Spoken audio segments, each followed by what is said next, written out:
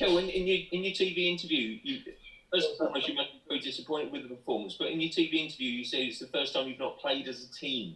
What do you mean by that?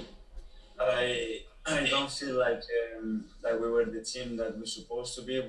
We performed below our standards, our ability, and I didn't see the spirit for the first time since I'm here that I've seen every day in training and I see every day when we compete. And this is totally my fault because this is why I'm here. I'm responsible for that, to make sure that the team performs at the highest level and competes at the highest level every 3 days. And today I haven't managed to do that, so obviously it's my fault. Can you look for reasons, Mikel, as to why that is, or any reason why? It's very hard to find the reasons. I cannot say that I've seen a change or this week they train a different way. I would be lying if I say that. But obviously there was something there today that they wanted much more than us, and they showed it. At the end of the day, if you are late in every decision making, if you don't win enough duels, if every second ball is for us, if you don't show the quality that we have with the ball, you cannot defend your box. And the opponent's ball, when you get the chances, you don't even hit the target. It's a really complicated way to win football matches. So. How frustrating is the inconsistency at the moment, and also the lack of creativity? Because you're probably not creating as many chances as you know the players are capable of.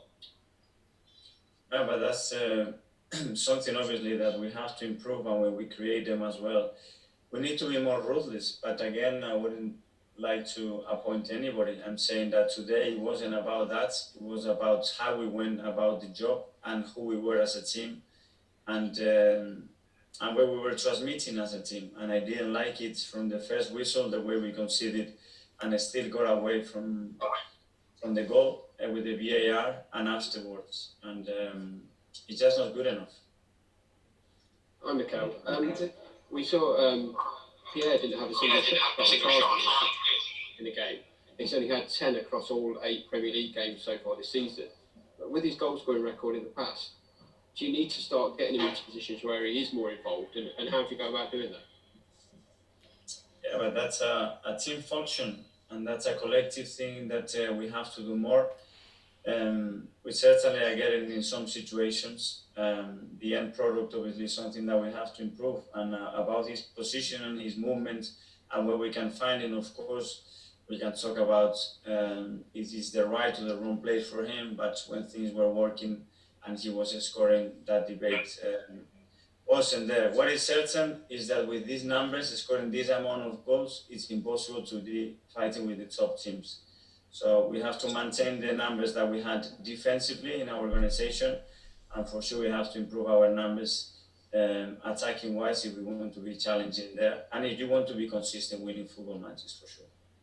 And then can I just check Thomas Partey? Was that more of just a thigh injury, I believe? How bad was that? We don't know. We have to scan him tomorrow, the day after, and see, but he felt it straight away after 7 or 10 minutes, and let's see what the magnitude of the injury.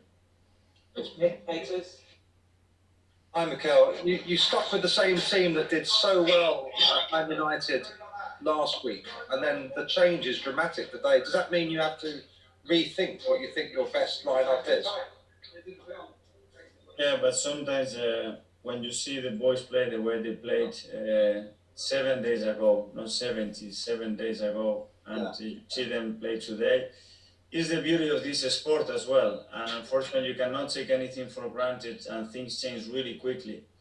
I'm a very positive person, and when things happen like this, you take a lot of things from it, and you learn, and you get to know the players and where we are in a much deeper way. So I want to see the reaction from myself first, because as well is the first time that I have to see with my eyes my team perform at that level since I arrived here, and obviously it hurts big time. But at the same time, as I said, it's my joy to make sure that these boys do that on the pitch all the time, and today for sure I haven't managed to do that. Does Partey's injury automatically mean he won't be going on international duty? Well, I don't know. As I said, the doctors have to have a look at him, probably scan him, and then we will decide what to do with them. Okay, cheers, thanks. James, CBS. Hi, Mikel. A lot of what you've been saying there is to do with attitude, and that's understandable. Will you be reassessing the system you play over the international break? It sometimes seems like you don't have the numbers in the penalty area when you have the ball in advanced areas. Yes, for sure, and we do that every week. You know how we can get into better positions in the final third with certain numbers of positions that have to be all the time occupied. The same of how we control the transition moments after not finishing that action or when the ball leaves that box. But certainly, as you said, we will look at that again and try to modify certain things to get better, like we always do. And Laka and William seem to be really struggling for confidence right now. What's your message to them? Again, that my job is to get the best out of the players and put them in the best possible scenarios as much as possible. And if they are not performing, it's because we have to help them more. Charles from goal.